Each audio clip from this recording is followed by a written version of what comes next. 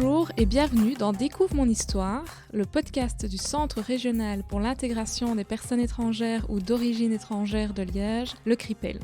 Dans cette deuxième saison, nous célébrons le 60e anniversaire de l'immigration turque et marocaine en Belgique. Vous découvrirez des récits de vie mettant en avant les expériences des personnes de la première, deuxième et troisième génération.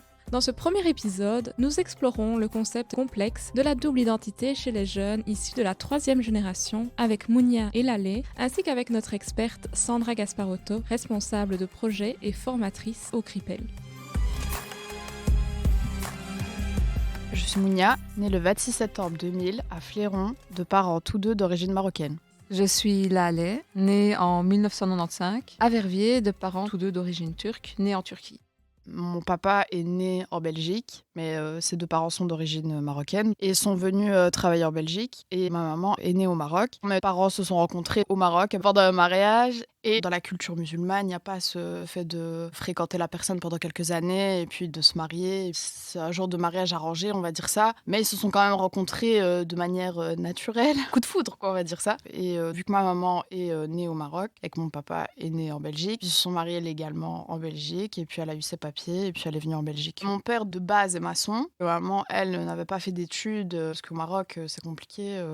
Et après, elle a commencé à travailler dans le ménage. Et maintenant, ça fait 15 ans qu'elle travaille, qu'elle a ses clients depuis des années. Et elle se plaît très bien. Et elle parle très bien français. Concernant mes parents, c'est pas du tout une histoire romantique. Ma maman est née en Turquie, mais elle est venue vers ses 6 ans en Belgique parce que mon grand-père était venu travailler dans les mines. Puis, vers ses 25 ans, sa maman, elle, est décédée. Et donc, son papa est un peu rentré dans une paranoïa de « je vais mourir et ma fille va rester seule et il faut sauver l'honneur, il faut que je lui trouve quelqu'un pour s'occuper d'elle ». Et donc, il a été en Turquie, à Sakarya. Il a été voir le imam du village et il a dit « j'ai une fille à marier, est-ce que tu as quelqu'un à me conseiller ?» Et finalement, la personne conseillée, c'était le fils du imam, mon père, et ça a été un mariage forcé. Et ensuite, ils ont vécu quelques temps en Turquie, puis ils sont revenus en Belgique. Et ma maman faisait des études d'infirmière qu'elle a dû arrêter parce qu'elle a eu mon grand frère. Mon papa, lui, il a fait l'université à Istanbul où il a fait des études de théologie et il est devenu imam. Puis ensuite, il a été professeur de religion islamique en communauté germanophone.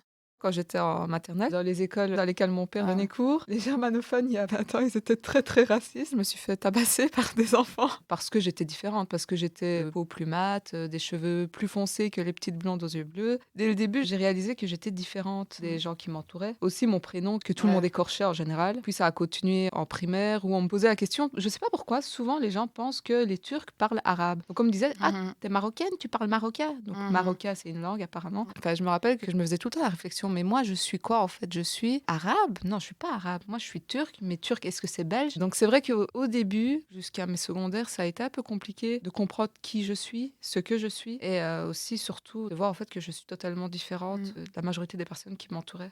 Mais moi, je sais par exemple que mes primaires et mes maternelles, ça s'est vraiment pas bien passé du tout. En fait, il y avait ce truc de parler en arabe à la maison et pas parler en français tout le temps. J'avais commencé à avoir des difficultés en français. J'ai dû redoubler ma troisième maternelle. La prof trouvait que j'étais pas assez mature pour mon âge. J'étais plus âgée que la plupart des gens. Donc, il y avait déjà cet handicap. Dans les autres écoles que j'avais faites, il y avait beaucoup plus de Marocains, par exemple, avec moi, avec qui j'ai grandi, puisqu'on allait en maternelle ensemble. On venait tous du même village. Donc, toutes les familles se connaissaient. Donc, c'était plus facile aussi. Mais je trouvais que j'étais pas comme eux. Je trouvais qu'il y avait une différence, finalement, du fait que j'avais doublé. Et donc, après, j'ai été dans une nouvelle école que j'avais commencé en première primaire. Là, ça s'est super bien passé parce que je me suis facilement intégrée. Ma prof de première, elle, vraiment, je l'oublierai jamais parce que c'est elle qui m'a aidée à me sentir mieux à l'école. Maintenant, voilà, du racisme, j'en ai vécu aussi en primaire où on me disait « rentre chez toi ». Ça, je ne peux pas l'oublier, ça, c'est pas possible. Mais tu fais avec. Mais c'est vrai que plus tu grandis et plus c'est difficile de prendre sur toi. Quand on est plus petit, je trouve que c'est plus facile parce qu'on est entouré, on a un peu cette âme d'enfant où on fait pas trop attention. Mais quand on est adulte, c'est différent parce qu'on garde plus les choses pour soi et on s'en souvient. Alors qu'enfant, moi je vais jouer, je pense à autre chose. Quand on est enfant, le problème aussi, je pense, c'est qu'on ne se connaît pas soi-même et on ne comprend pas les insultes. Par exemple, je me souviens d'un épisode dans cette école germanophone. On avait décidé qu'on allait me faire du henné sur les mains. Et ma sœur était dans la même classe que moi en maternelle. Tous les gens de la classe me disaient que j'avais du caca sur les mains parce que j'avais du henné. Ça sentait bizarre, mais ma sœur pas. Et donc, au-delà du fait de me sentir exclue parce que je suis d'une autre origine, je suis belge, mais je suis d'une autre origine, je me sentais doublement exclue. Ma sœur, qui est de la même origine que moi, n'était pas exclue. Je me souviens de mes maternelles comme dans un brouillard. Je subissais la vie. Et ce qui est intéressant, c'est que j'ai rencontré, il y a un an, une personne avec qui j'étais en primaire. Et cette personne-là, je me souviens, me faisait souvent des remarques racistes en la revoyant et en discutant avec elle et en lui disant « Mais tu me disais des trucs pas très sympas quand on était en primaire. » Et la personne elle-même s'est excusée en me disant « Désolée, j'étais totalement influencée par mon père. C'est mon père qui nous mettait des idées comme ça en tête. » Et en grandissant, j'ai réalisé que c'était bête en fait de dire à des gens « Retourne chez toi, t'es un sale turc. » Quand t'es la seule personne d'origine étrangère, bah, tu vas te sentir un peu rejetée ou même un peu différente. Enfin, même pas qu'un peu, différente totalement. Après, quand tu commences à grandir et que tu vois qu'il y a d'autres personnes qui se rajoutent dans le groupe, bah là, t'as l'impression d'avoir un peu ce sentiment d'appartenance. Jusqu'à la fin de mes secondaires. J'avais vraiment cette impression que j'avais pas les mêmes atouts que les autres. Je commençais déjà la vie avec moins 50. J'avais l'impression que je devais me battre pour m'affirmer, démontrer la personne que je suis. Et en fait, c'est avec le temps que j'ai réalisé, après tout ce travail d'affirmation de soi, parce que dans ma mentalité à moi, je me suis à chaque fois comparée à une personne belge, d'origine belge, avec une famille qui avait des revenus moyens ou aisés. C'est le type de personne auquel je me suis comparée toute mon adolescence. J'ai l'impression que j'ai dû faire un travail en plus du travail de « Oh, je suis adolescent, je me sens mal parce que je suis adolescent », parce que j'avais aussi ce côté de il faut que, vu que je suis différente, j'ai une origine différente, j'ai une religion différente, je viens d'un milieu différent, j'ai plus galéré. Mais ça m'a vraiment aidé pour la suite en réalité. Aujourd'hui, je sais qui je suis, je connais les milieux dans lesquels je me sens bien, des milieux qui en fait ne sont pas du tout les milieux dans lesquels j'ai grandi. Je pense que j'ai trouvé un certain équilibre. Là, j'ai 28 ans, donc il a fallu du temps, beaucoup de remise en question de soi. J'ai vraiment pas eu les outils que certaines personnes avaient dès le début de leur vie, mais ça m'a pas empêché d'arriver là où je suis, avec des études, certains pourraient qualifier de bonnes études, avec bon poste dans une bonne boîte. Je suis dans une bonne place dans ma vie. Moi, je trouve que des fois, on m'a mis jeune dans la vie d'adulte et j'ai pas eu cette adolescence. Maintenant, ma vie d'enfant, je l'ai vécue. Mais il y a eu un peu ce truc de responsabilité aussi où bah, je suis la grande sœur, je dois montrer l'exemple, c'est moi qui dois faire des bonnes études. Donc, je me mettais une grosse pression et mes parents m'en mettaient aussi une parce que j'avais déjà raté 2 ans en maternelle, donc je pouvais pas encore me permettre de rater encore plus. Mais secondaire, je me renfermais, j'étudiais tout le temps et j'avais pas non plus les poids que je voulais, mais ça m'a permis quand même de réussir. Et après, mes études supérieure. J'avais fait des études d'infirmière et il y a des cours où ça passait pas. Pourtant, les stages se sont super bien passés, mais le cursus était compliqué, donc j'ai dû me rabattre sur autre chose. Mais je suis quand même fière de mon parcours. J'aime ce que je fais. Mais le fait de prendre encore du retard, ça abat ta confiance en toi. Et cette pression des parents en plus, je trouve que c'est immonde parce que eux sont là, mais t'avances pas. Tu vas rien faire de ta vie. Dans les familles d'étrangers qui ont justement pas fait d'études, il y a encore une plus grosse pression. Si tu fais pas d'études, t'as raté ta vie. Moi, la différence, c'est que je suis la dernière d'une fratrie qui est très nombreuse. Les yeux n'étaient pas forcément rivés sur moi. J'étais même un peu plus délaissée qu'autre chose. Et très, très jeune, les grands autour de moi me disaient « Mais toi, tu es différente, tu es mature. » Ça m'a mis une certaine pression d'être parfaite. Mais c'est une pression aussi que je me mettais moi-même, de pas causer d'ennui. Il y a une phrase qui est un peu frappante de mon frère, mais au sortir des secondaires, il restait peut-être 2 semaines pour s'inscrire en bachelier, université. Et il m'avait dit, soit tu fais des études, soit je te trouve quelqu'un, tu vas te marier. Il m'avait dit ça. Je sais pas s'il l'a dit pour blaguer. Donc je me suis dit, non, je ne veux pas me marier, faire des études. C'était mon seul moyen de m'échapper et de m'élever. Je suis une bosseuse, je suis quelqu'un qui va toujours tirer les choses vers le haut et pas me laisser m'écrouler, m'abattre. C'est vraiment cet esprit-là que ce début de vie m'a apporté. Dieu merci, je suis quand même dans une famille qui est assez ouverte d'esprit maintenant. Et j'avais ma mère et toutes mes tantes autour de moi qui me disaient non, on veut que tu fasses des études, que tu sois indépendante. Et vraiment, la dépendance, c'était super important dans ma famille. Mais c'est pour ça que j'ai eu beaucoup plus de pression. Quand t'as la première, t'as plus de responsabilités. Et alors quand tu merdes, c'est pire encore parce qu'on appuie sur le fait que t'es l'exemple et que tu peux pas faire ça. Vu que je voulais faire plein de choses et qu'on m'interdisait de faire des choses, je ressortis. Moi, je le faisais sans demander. J'ai eu ma période de rébellion où j'écoutais pas mes parents, je partais, je rentrais tard. Je l'ai toujours maintenant. Parce que quand j'ai voulu commencer à voyager toute seule, c'était ah non, t'es une fille, tu peux pas partir toute seule. J'ai pris un billet, je lui ai dit après.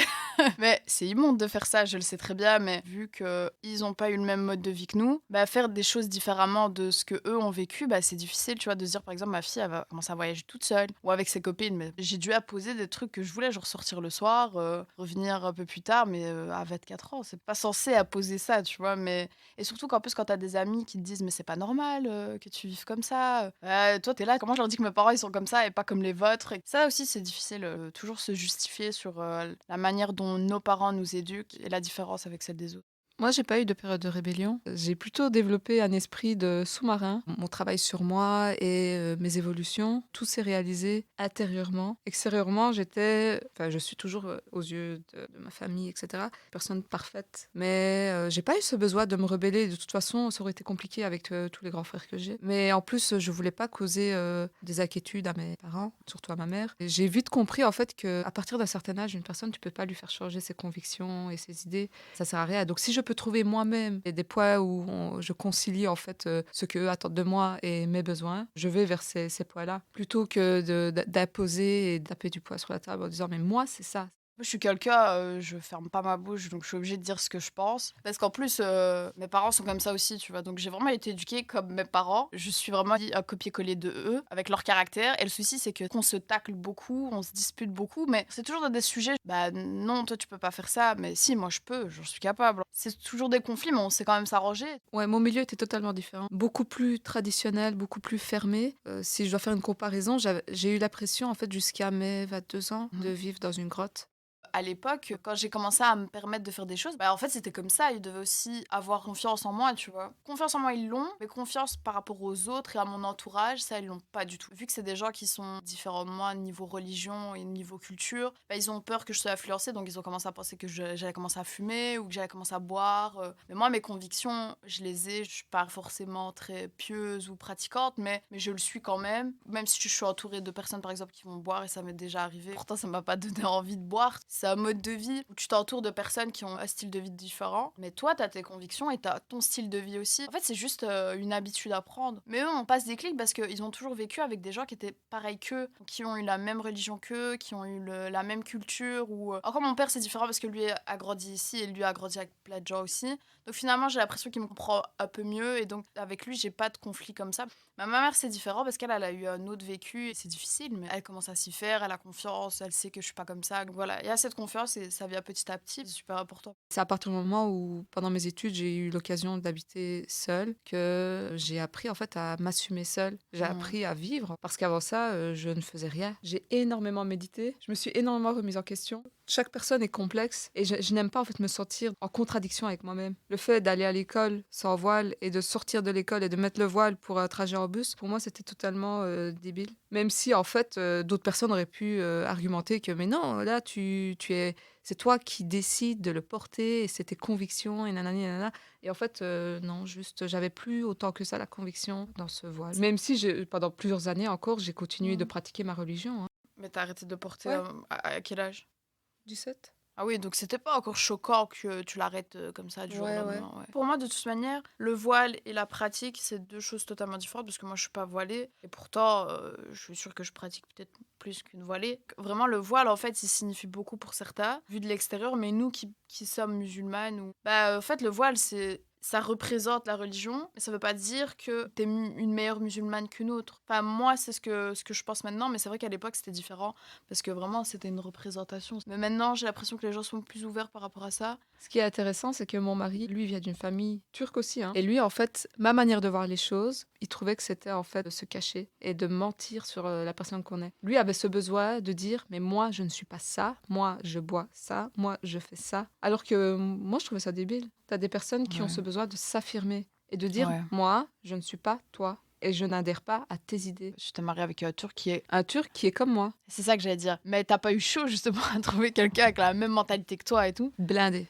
Moi, je me suis dit, ouvert que soit nous. je trouve quelqu'un comme ça, Ça, je me soit marie pas. je me marie jamais. Et en fait, quand on s'est trouvé, lui aussi, il avait difficile à trouver une fille comme moi. Et vous êtes rencontrés comment? On s'est toujours côtoyés parce qu'il était Ah dans la ouais. même école que moi. Et on était tout le temps proches, mais on s'est jamais remarqué. Puis ensuite, les choses se sont faites et on se comprenait. En fait, tu ressens encore plus la différence lorsque tu rencontres, par exemple, dans mon cas, un belgo-turc. Moi, je suis belgo-turc, ok, mais je suis dans un entre-deux qui est différent de l'entre-deux des autres. Ce qui fait que j'ai eu très difficile à trouver quelqu'un qui était aligné comme moi. En fait. Et je ressentais pas autant la différence avec un belge d'origine belge. Je ressentais beaucoup plus cette différence quand je parlais avec un belge d'origine turque. Il a une ouverture d'esprit. On a la même manière de voir les choses, tu vois. Lui, il est quand même un peu plus tranché que moi. Moi, je suis beaucoup plus peace and love. Lui, en revanche, il est fort, je m'affirme, je suis comme ça, qu'est-ce que tu vas faire? Et ça n'a pas été problématique avec ses parents? Pas avec ses parents, parce que ses parents, ils sont Aussi comme comme ça. lui. Plus quand il est rentré dans ma famille. Il les adore, mais c'est vrai que sur certaines idées, parfois, il les rejoint pas, tu vois. Mais par respect. Ouais, il dit rien. Mais je suis contente parce que du côté de mes frères aussi, ils ont remarqué sa différence. Par exemple, mon mari, il aime bien boire une bouteille de Jacques, c'est du pastis turc. Il a gardé une bouteille à la maison quand ma famille vient, j'enlève pas la bouteille. C'est chez lui aussi. Je peux lui demander de faire un effort quand on est dans ma famille, mais quand ma famille vient chez moi, il n'y a pas d'effort à faire. Maintenant, je lui dis, te pose pas devant eux, prends pas.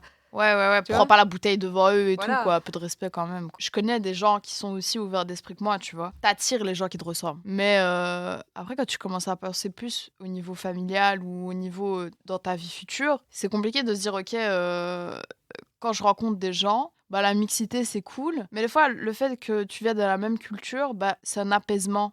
Avant, j'avais cette idée de me dire, bah, la personne que je rencontre, si c'est le destin, bah, je vais finir avec. Toujours maintenant, hein. Mais plus tu grandis, plus tu te dis c'est une facilité d'avoir quelqu'un qui te comprend, qui a grandi avec les mêmes valeurs que toi et les mêmes convictions. Et quand on pense de la même manière, bah, c'est plus facile, tu vois. Avant, j'ai eu toute une période où je me suis dit non, l'être humain, c'est l'être humain, la relation, c'est la relation. Une relation entre deux personnes de cultures différentes, c'est très compliqué. Parce qu'il faut être prêt à s'habituer et à assimiler une autre culture que la Ouais. tienne. Et quand tu es déjà dans un entre-deux, que tu te mets avec quelqu'un qui est dans un entre-deux aussi, c'est extrêmement compliqué et ça crée en fait des disputes, entre guillemets, inutiles, mais en fait qui viennent du fait que vous n'êtes pas de la même Ouais, origine c'est ça. ou de la même manière de vivre. Et après un moment, en fait, je me suis dit que si moi j'existais, moi, tel que je suis, bah, une personne comme moi devait aussi exister, tu vois. En fait, il y a vraiment ce chemin où, au début, tu as une manière de voir les choses très traditionnelle. Puis tu te dis, non, je vais ouvrir. Tu ouvres totalement. Puis après, tu dis, non, en fait, un peu plus traditionnel quand même. Ouais, Tu ouais. refermes, puis tu rouvres. Le souci aussi, c'est qu'on a accepté de tenter. Mais après, il y en a, elles sont pas du tout dans les relations hors mariage.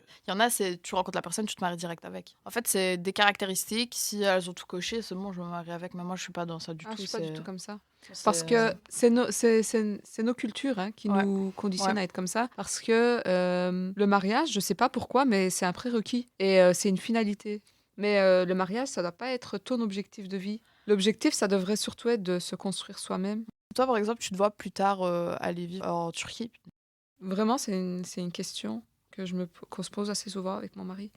Et j'ai pas vraiment de réponse. Je pense qu'il faut essayer. Je suis fière d'être turque et d'être belge aussi. Je suis fière d'être née à Verviers, d'avoir mon fils qui est né à Verviers. Le problème, c'est que quand tu retournes en Turquie, par exemple, tu te sens pas 100% turc Non. parce que t'es pas comme les gens de là-bas. En fait, c'est comme une personne qui est verviétoise et une personne qui est bruxelloise. On se sent pas les mêmes. Un bruxellois connaît ses lieux à Bruxelles, a sa manière de vivre. Donc, c'est tout à fait normal que moi, en tant que turc, belgo-turc, bah, quand je retourne en Turquie, je me sens pas totalement comme les personnes de là-bas. Moi, je me suis déjà posé la question aussi de vouloir vivre au Maroc. Mais franchement, j'en sais rien parce que je sais que le pays évolue beaucoup et que ça pourrait être très intéressant. Maintenant, ça dépend avec qui je serai et comment ma vie évolue. En fait, j'aimerais faire d'autres pays avant de retourner dans mon pays d'origine pour pouvoir justement vivre plein de choses. Mais sinon, pour les vacances, c'était un peu compliqué de partir chaque année au Maroc, surtout qu'en plus, c'est pas donné. On est 5 à la maison. J'ai mon frère de 20 ans, mais j'ai aussi une petite sœur de 12 ans. Et donc, partir à Sac, c'est quand même compliqué. En gros, là, maintenant, ça fait 10 ans que je suis pas retournée au Maroc. Bah, j'ai pas ce truc de me dire, ah, j'y retourne chaque année, l'envie et tout. Parce que je le fais pas. Et je devrais, parce que je trouve que ça reste quand même important. Je reste marocaine et je visite d'autres pays, mais je visite pas mon pays. C'est bizarre un peu. Mais je trouve que c'est un truc que je dois faire en famille. C'est pas un truc perso. Moi, je kiffe parce que tu te retrouves avec des gens qui te ressemblent, même si tu sais au fond qu'on est différents parce qu'on n'a pas le même style de vie. Mais c'est quand même relaxant de se dire, ok, t'es avec ta famille,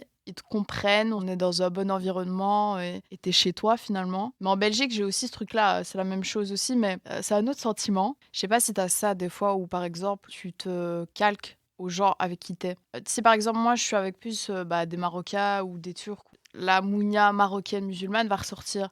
Alors que quand je suis au travail, par exemple, je vais rester pro et je vais plus avoir un aspect uniforme, tu vois. Donc, mais j'ai pas une mounia belge, j'ai une mounia marocaine. C'est mounia. Quand je parle aux gens, je dis pas forcément que je suis belge ou que je suis marocaine ou je me présente, les gens me découvrent. En gros, pour moi, la double identité, en fait, j'en ai pas forcément de double. Vu que j'ai grandi avec un grand-père belge, où j'ai eu des amis belges aussi qui m'ont montré leur culture, où j'ai grandi avec ma culture marocaine. J'avais vraiment, à la maison, j'étais marocaine, et quand je sortais, j'étais belge. Là, on peut dire que j'avais une double identité, mais genre je switch pas, tu vois, genre je passe pas de Mounia la marocaine à Mounia la belge. Pour moi, il n'y a pas de double, t'es juste toi. Je suis quelqu'un d'assez ouvert d'esprit. Alors quand je parlais avec des gens qui ont grandi aussi avec la même culture que moi, bah des fois j'avais l'impression d'être en contraste avec eux parce que j'étais trop ouvert d'esprit par rapport à eux. Eux, ils sont restés, tu vois, dans des principes religieux où ouais, ça, il faut pas faire ça, on peut pas faire ça, ça. Et moi j'étais là, bah non en fait, parce que j'ai eu cette mentalité plus moderne. Alors ça m'a permis de pas être dans le jugement de plein de choses. Moi j'avais des potes belges, comme j'avais des potes marocaines, comme j'avais des potes turcs, je connaissais de tout. J'avais vraiment le point de vue de tout le monde. Mais le souci c'est que vu que je restais avec des non-musulmans, quand je revenais avec des musulmans, c'était là, ah non moi je fais pas ça. Et moi je trouvais ça bizarre, genre par exemple aller boire un verre dans le carré par exemple. Bah ça c'était impossible pour elles, alors que je voyais pas le souci. Mais elles avaient tout le truc autour de ouais, il y a de l'alcool autour de toi. Mais moi pour moi c'est toi tu bois pas, c'est tes convictions, t'es pas obligé de les partager avec les autres. Moi j'avais toujours ce contraste, j'étais toujours en différencier avec eux. Je te comprends totalement. Ça prend du temps hein, d'en arriver à ne plus switcher, tu vois, comme tu Ouais. dis. Il n'y a pas de Mounia marocaine ou Mounia belge. Même si, en fait, peut-être qu'avant, il y avait dans ta tête ce Ouais, travail qui se faisait. c'est ça, ouais. Avec le temps, la frontière va devenir plus fine et en fait, tu vas être vraiment ancré dans des valeurs et des idées qui sont uniformes et qui rejoignent les deux parties de toi, en fait, qui sont ce que tu es en réalité. En réalité, on est qu'une personne. C'est juste qu'on a besoin de faire le tri entre toutes les idées qu'on nous donne, le temps dans notre éducation, éducation à l'école, éducation à la maison. Moi, actuellement, par exemple, je suis plus dans une remise en question, encore une fois, de moi en tant que personne, mes limites avec les gens, mais pas forcément parce que je suis d'origine turque et que je suis turque, parce que j'ai aussi Ouais. la nationalité turque. Ouais, Mais pareil. j'ai pas de questionnement à ce niveau-là. Je sais qui je sais où je suis. Je suis entourée au bureau, par exemple, majoritairement et uniquement, en fait, de personnes qui sont d'origine belge. Et je m'entends super bien avec. Et je suis heureuse d'être avec ces personnes-là au travail. Et je ne Ouais. ressens pas du tout la différence. Parfois, et je pense que ça c'est tout à fait normal en fait, hein. Même pour des personnes qui sont d'une même origine, culture, donc des Belges d'origine belge, pourraient ne pas se sentir proches d'un autre Belge d'origine belge parce que les valeurs ne matchent pas. Tu vois, c'est toujours une question de valeur en fait, d'éducation. C'est ça qui est le plus important en Ouais, c'est réalité. vrai. Parce que tu pourrais bien t'entendre avec un Belge et puis tu rencontres un autre qui a une éducation et des valeurs totalement différentes et ça matche pas en fait. Il faut juste avoir cette ouverture d'esprit de dépasser les préjugés, d'apprendre vraiment à connaître les gens. Parce que quand on rencontre des gens, le problème c'est que souvent, on ne rencontre pas la personne telle qu'elle est, mais on rencontre la personne telle que nous, on la voit. Et il faut apprendre à dépasser ça et apprendre à connaître la personne sur base de ce que elle dit et ce que elle fait. La plupart de mes amis, je les considère même comme des sœurs parce que elles sont à la maison tout le temps et il y en a une qui est belge marocaine, il y en a une qui est 100% belge, il y en a une qui est angolaise. Et tu vois, c'est des origines totalement différentes, mais on est tellement toutes ouvertes d'esprit que t'as plus ce truc de ah mais elle est ça, donc il faut que je me calque. Non, il y a plus de ça en fait. Et même au travail, parce que j'ai un job étudiant aussi, et même là-bas, bah, j'ai pas ce truc de devoir me différencier, genre je suis comme je suis avec les gens. Et ça c'est cool parce que tu sais que ces gens-là ne te jugeront pas. Au-delà des personnes qui m'entourent, ce que j'ai essayé de comprendre après un moment, c'est comment est-ce que moi je me sens quand je suis avec telle ou telle personne. Et dans quelle situation est-ce que je me sens le mieux et pourquoi est-ce que je me sens le mieux dans ces situations-là. Et en général, en fait, c'était vraiment une question de moi à moi. On est soi-même dans la prison qu'on crée, tu vois. Ouais. Une prison, ça peut aussi être une prison d'idées, en fait, Mhm. et de préjugés. Donc une fois qu'on sort de ce type d'idées et que juste on s'ouvre à l'acceptation, je dis pas qu'il faut accepter tout et n'importe quoi pour être comme. Moi, je cherche pas à être comme telle ou telle personne, je cherche à être moi et à être équilibrée avec moi-même, en fait. De se dire, ok, je me tracasse que de ma bulle et des gens qui l'entourent, mais Se tracasser de sa bulle, mais aussi ne pas se mêler des gens, mais non plus ne pas ignorer les gens. voilà, Si tu des peux autres, t'inquiéter des autres, mais pas en prenant une place énorme dans ça. Plus être être dans dans la la rencontre. rencontre et dans la recherche de l'autre. Oui, Ouais, voilà. ouais, ouais. C'est vraiment ça, dans la recherche de l'autre. À l'époque, ce que j'avais surtout aussi comme sentiment, c'est, bah, vu que moi, je suis de telle origine et de telle religion, je vaux mieux. On est dans notre milieu à nous, on est entre nous, on doit rester entre nous, on vaut Mhm. mieux que d'autres personnes, parce que eux, ils sont trop ouverts, ils sont trop chics, ils sont trop tchac, tu vois.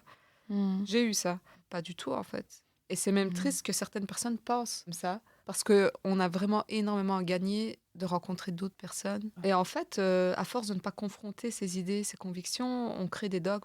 Il faut à chaque fois essayer de discuter, de s'enrichir pour faire évoluer sa propre pensée, sa propre manière de voir les choses. Chacun a sa personnalité, sa pratique, sa vie. T'imagines s'il y avait une musulmane type. Quand tu dis déjà que t'es musulman, t'es étranger, donc t'es arabe. Déjà, nous, les Marocains, on n'est même pas arabes, on est maghrébins. Et les Turcs sont asiatiques. Ouais, mais le souci, c'est que c'est des stéréotypes qui sont partagés, et puis tout le monde les a. Et ça, c'est problématique. Je pense que toutes les deux, en fait, dans ce qu'on a dit, on a essayé de plus aller vers le sens de il n'y a pas de double identité Ouais. et qu'on est une personne qui s'axe plus sur les valeurs, l'éducation et tout. Bonjour, Sandra Gasparotto. Vous êtes responsable de projet au CRIPEL, où vous donnez notamment des formations sur l'interculturalité. Pour commencer, pouvez-vous nous expliquer ce qu'est la notion de double identité ?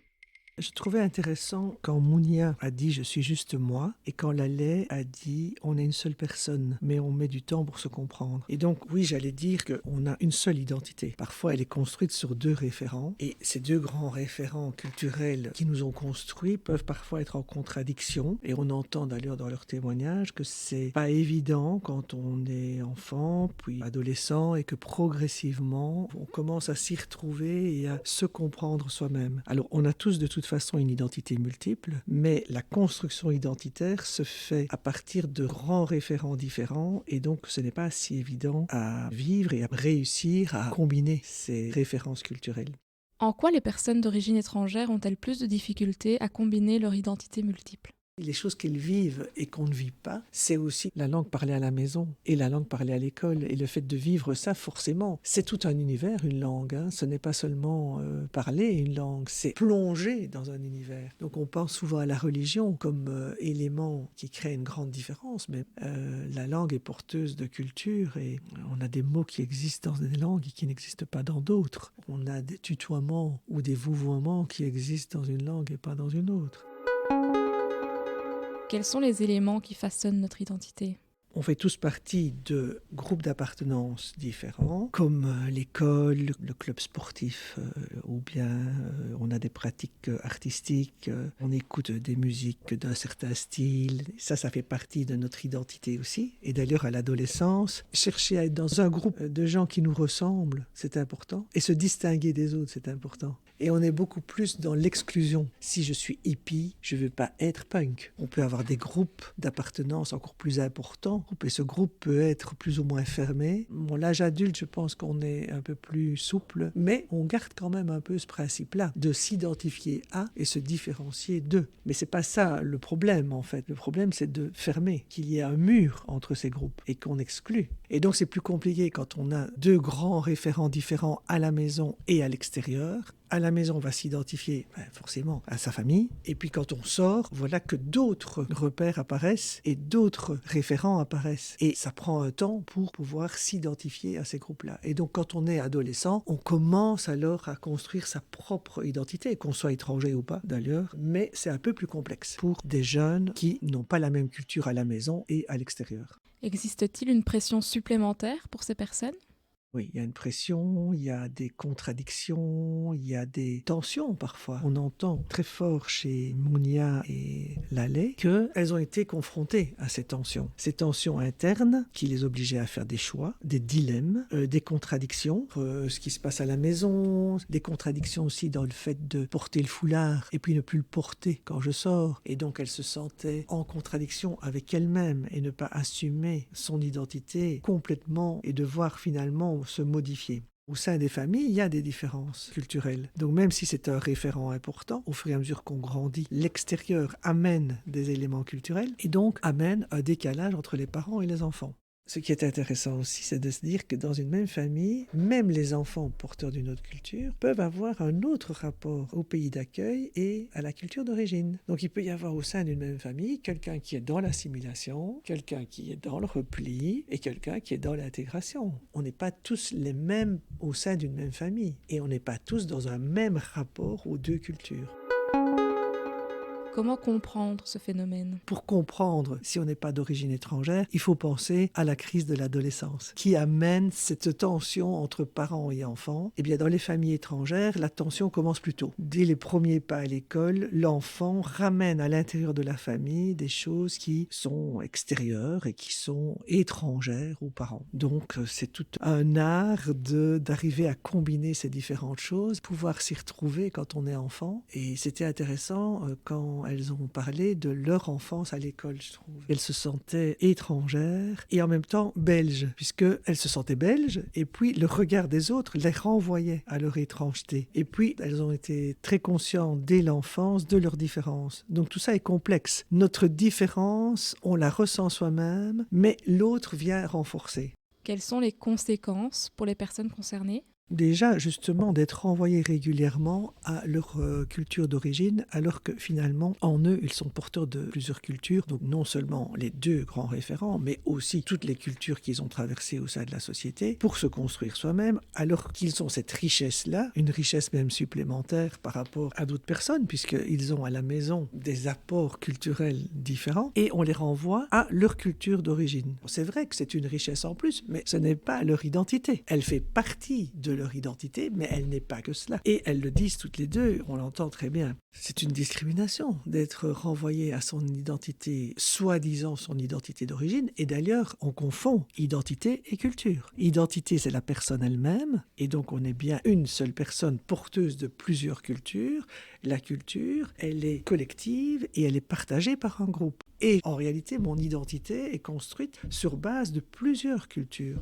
Même quand on est belge, on a une culture liée à notre famille, mais on a une culture liée à tous les groupes qu'on a traversés depuis l'enfance. Donc la discrimination que peuvent vivre les personnes qui ont une double nationalité, comme les Marocains, les Marocaines, elles peuvent dire « oui, je suis à la fois belge et marocaine », mais les autres aussi. Même si on n'a pas une double nationalité et que sur sa carte d'identité, on est belge, mais qu'on est d'origine étrangère, ou l'inverse, on a une carte d'identité qui est étrangère, mais si on est né ici ou si on a grandi ici, on se sent aussi belge. Pourtant, ce n'est pas toujours reconnu, surtout si on est porteur de signes extérieurs de différence et d'étrangeté. Donc plus on est différent de la population locale, couleur de cheveux différente, couleur de peau différente, vêtements différents, mais la peau et la couleur des cheveux peut être un repère de différence, aussi bien pour la personne qui regarde que pour la personne qui le porte. Se rendre compte qu'on est différent, c'est pas une discrimination. Avoir un système de catégorisation, c'est normal aussi. On classe le monde qu'on a autour de nous. Mais attribuer d'autres caractéristiques liées à celle-là, ça, c'est un stéréotype. Et c'est vrai, on voit quelqu'un, on le classe. Il a un certain âge, on découvre la personne et on la met dans des cases. De là à se dire, je la mets dans cette case-là, de cet âge-là, de cette origine-là, et donc, ça veut dire qu'elle est comme ceci, comme ceci, comme cela. Ça devient un stéréotype contre lequel on doit combattre, même si on en a tous, parce que c'est ça qui nous empêche de communiquer. Et c'est ça qui entraîne des discriminations. À cause du stéréotype qu'on a, on a un regard qui classe la personne dans une case et qui l'enferme dans cette case. Et donc, forcément, on discrimine, même si c'est très peu, même si c'est pas une discrimination jugée par la loi, c'est une discrimination quand même. Être vu différemment que comme on se voit soi-même, ça entraîne un regard négatif sur soi. Ça veut dire construire une identité qui n'est pas très positive. En tout cas, on entend dans le témoignage de Mounia, quand elle dit « j'ai eu une institutrice qui était géniale et qui a eu un rôle important dans la construction identitaire », ben oui, donc ça c'est important.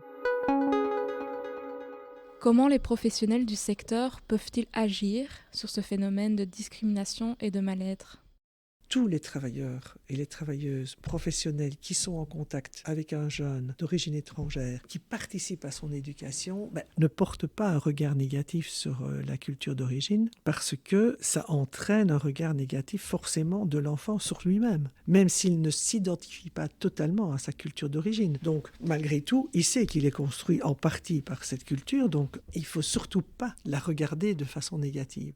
En tout cas, le fait de ne pas être vu avec l'identité que l'on se donne, donc la différence entre mon auto-identité et l'identité qu'on me donne, ça entraîne quand même des tensions internes psychologiques. On ne peut pas vivre sereinement si au quotidien, on a une identité qui nous est renvoyée, qui ne correspond pas à notre propre identité. Et quand je parle d'identité, c'est aussi le fait de nous voir reconnaître notre identité d'un groupe d'appartenance autre. Si je suis une artiste et que je me considère surtout comme artiste, mais que je suis renvoyée régulièrement au fait d'être d'origine étrangère, c'est réducteur. Et elles vivent régulièrement. Beaucoup plus régulièrement, les personnes d'origine étrangère sont renvoyées à leur culture d'origine et pas à leur identité professionnelle ou leur identité d'artiste, de créateur. Donc ça a forcément des impacts psychologiques. Le fait de jongler avec plusieurs cultures et avec une identité multiple, c'est déjà les tensions en soi. Il y a aussi le sentiment de loyauté et on entend même de culpabilité, de ne plus adhérer totalement au principe, on va dire. Le principe de retourner au pays d'origine. On voit que Mounia se sent un peu coupable. Elle dit qu'elle devrait aller dans son pays plutôt que de voyager un peu partout dans le monde.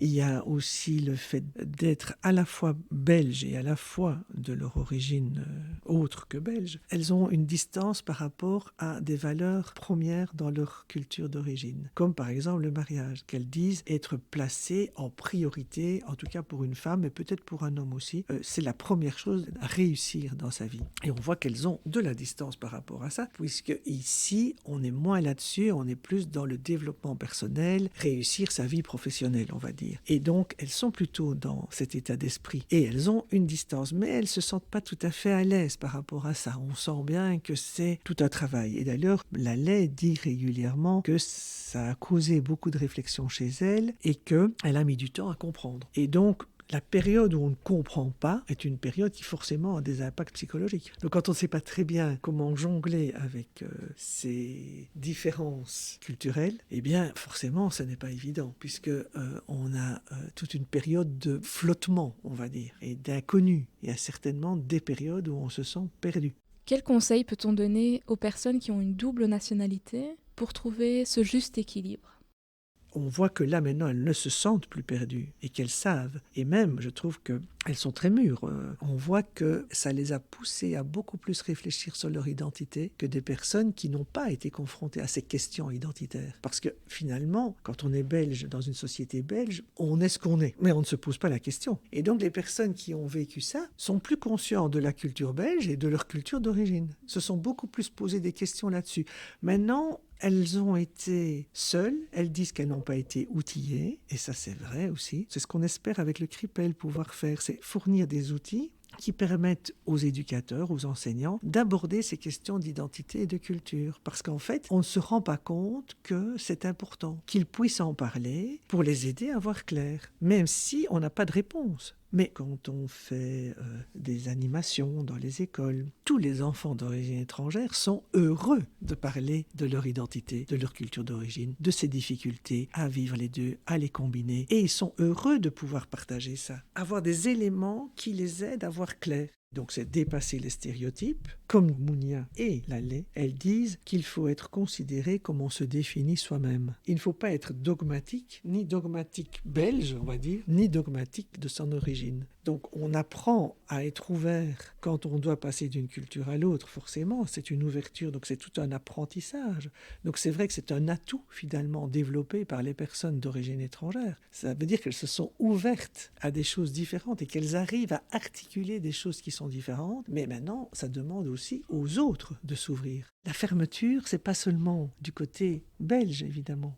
La fermeture, ça peut être aussi du côté de groupes d'origine, comme par exemple dans le mariage. Elles expliquent que c'est pas si facile que ça de se marier avec quelqu'un qui sera différent. On cherche de l'homogénéité quand on se marie ou quand on se met en couple. C'est vrai qu'en couple, on va vivre au quotidien. Et donc, on a quand même intérêt à partager des choses, pas être trop différent. Et donc ça, elles expriment que elles qui ont cette grande expérience de la différence et qui arrivent à jongler avec tout ça, elles expriment quand même que, oui, mais pour vivre ensemble, il va falloir quand même quelqu'un qui me ressemble, avec qui il ne va pas falloir tout le temps se réajuster. Mais ce qui est compliqué pour elles, difficile, c'est de trouver quelqu'un qui est dans le même profil de cette combinaison. Si elles se mettent avec quelqu'un qui est dans un autre rapport au pays d'accueil et au pays d'origine, ça va être compliqué. Donc elles ne disent pas seulement que c'est compliqué si elles se mettent avec une personne belge qui serait différent, non. Ce serait compliqué si elles se mettent avec quelqu'un de leur origine, mais qui aurait un autre rapport au pays d'accueil ou au pays d'origine. Et c'est vrai que, comme elles disent, elles sentent que c'est plus facile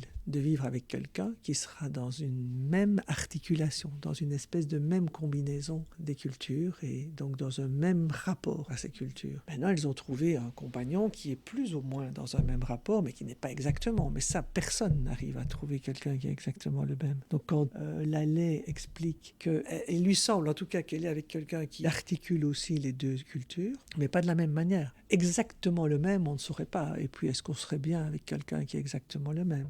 Un autre conseil, ne pas les enfermer dans une des deux identités, ne pas leur demander de faire un choix. Donc ça, on pourrait même le dire au sein des familles. Les familles aussi demandent à leurs enfants de faire un choix. Donc ça, c'est vraiment un conseil à donner à l'ensemble de la société, ne pas leur demander de faire un choix et d'accepter cette idée qu'ils sont un mélange des deux et qu'ils sont à la fois de la Belgique et à la fois de leur pays d'origine. L'idéal, c'est ça, justement. Ça, c'est un conseil plutôt à donner aux personnes étrangères elles-mêmes ou d'origine étrangère, c'est d'arriver à combiner les deux et de ne pas se sentir mal de combiner les deux. Parce qu'on n'est pas bien quand on se dit « je dois faire un choix ». Donc, je dois être dans un rapport loyal avec ma culture d'origine. Je dois vivre exactement comme eux. Comme qui? Ceux de là-bas, ceux d'ici, ceux qui sont fermés. Si on le pousse à l'extrême, c'est comme si je disais, je dois me fermer. Je dois vivre dans un repli identitaire. Et puis, il y a ceux qui font l'inverse, qui se disent, je ne peux pas du tout, je ne veux plus entendre parler de mon groupe d'origine et je veux devenir belge, entièrement belge, et je renie tout. Donc là, ça va entraîner des problèmes par rapport à son groupe d'origine. Ça veut dire une coupure, ça veut dire peut-être un mal-être malgré tout, ou en tout cas être considéré comme celui qui trahit, qui renie. Donc ça n'est pas nécessairement bien vécu. Et donc on entend que les deux personnes qui témoignent, elles sont plutôt dans l'intégration des deux cultures et donc elles arrivent à combiner les deux. Et elles sont très à l'aise, en tout cas à l'âge qu'elles ont. Elles disent « je suis moi, je ne reste la même, je n'ai pas l'impression d'être un caméléon », même si elles arrivent malgré tout à passer d'un univers à l'autre, sans problème. Mais finalement, nous passons tous d'un univers à l'autre. Si je suis footballeuse, artiste et travailleuse sociale, je passe d'un univers à l'autre et j'arrive à les combiner. Donc, il faut pouvoir arriver à le faire, ce qui est parfois plus difficile quand c'est des grosses différences, comme des cultures qui sont porteuses de toute une histoire très différente de celle d'ici, mais c'est possible. On l'entend en tout cas dans ce qu'elles disent que c'est possible. Laisser la possibilité de vivre ces différences, de les traverser, de les combiner, sans être accusé d'être un caméléon ou sans être renvoyé à l'un ou l'autre camp, et sans être obligé de choisir un camp. Qu'en est-il du rôle de tout un chacun dans la société belge ? J'aimais bien quand elle disait « je suis chez moi partout ». Se sentir chez soi partout, c'est quand on a atteint l'intégration en soi des différents groupes et on arrive à les traverser sans problème. Maintenant, c'est pas toujours sans problème parce que l'autre peut se fermer. Et s'intégrer, c'est pas seulement moi qui m'intègre dans un groupe, mais si le groupe a décidé de ne pas m'intégrer ou même ne fait pas attention à moi, c'est impossible de s'intégrer. Donc ça aussi, c'est un conseil à donner à la société, c'est-à-dire de faire attention à ne pas être dans des groupes fermés, ne pas chercher l'homogénéité aussi. Quand on est employeur, ne pas engager nécessairement quelqu'un qui est le même ou la même. Donc oser s'ouvrir à l'autre, aux différents et donc à la diversité. Alors si on voit que le groupe est trop homogène, c'est qu'il n'est pas tout à fait sain finalement. Pour avoir un groupe sain, c'est un groupe où il y a de la circulation, où il y a du mouvement et donc où il y a de la différence. Merci Sandra Gasparotto pour cet échange et merci à vous auditeurs de nous suivre. Nous nous retrouverons dans 2 semaines pour le 2e épisode de cette saison où nous aborderons l'intégration via l'école avec Neriman et Laoussine, témoins de la 2e génération de Turcs et Marocains ayant migré en Belgique, ainsi qu'avec notre expert Eric Willems, directeur de l'Institut Saint-Joseph à Trois-Paux. Nous vous invitons à suivre notre actualité via notre page Facebook Cripel SBL ou notre site internet www.cripel.be. Merci pour votre écoute et à bientôt.